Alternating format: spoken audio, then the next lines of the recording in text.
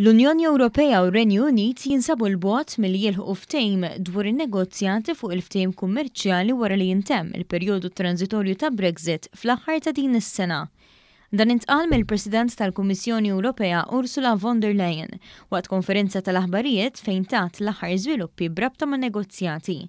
Nhar l-Erbgħa li għadda von der Leyen u l-Prim-Ministru Ingliż Boris Johnson iltaqgħu fi Brussell biex jiddiskutu l-aħħar żviluppi, iżda żewġ naħat kienu l-bogħod mill-ftehim. Positions remain apart on fundamental issues.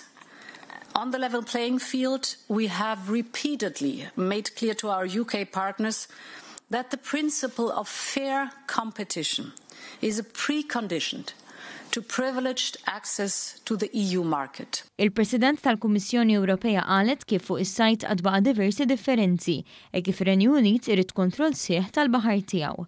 Ursula von der Leyen qalet kif in-negozjaturi qed jaħdmu qatih biex ta' nhar il-Ħadd li ġej ikun deċiż jekk hemmx kundizzjonijiet biżżejjed għal ftehim jew le. Qalet kif l-Unjoni Ewropea se ddaħħal 4 miżuri ta' kontinġenza. They provide a short-term fix to ensure basic connectivity in air and road transport for 6 months, and we are also proposing to the UK to ensure reciprocal access to each other's waters for next year. Intant matul il-jum tal-ġimgħa l-Prim-Ministru Ingliż qal il-possibilità kbira hi li r-Renju Unit ifalli milli jsib ftehim mal-Unjoni Ewropea. Dwar dan tkellem ukoll il-Prim-Ministru Malti Robert Abela li qal kif il-possibilità għal ftehim bejn iż-żewġ naħat qiegħda hemmhekk. Saħaq li pajjiżna huwa mħejji għal kull eventwalità. Wieħed għadu qed jittama li naslu għal ftehim, il-possibilità li ma naslux iżda qed hemmhekk ukoll.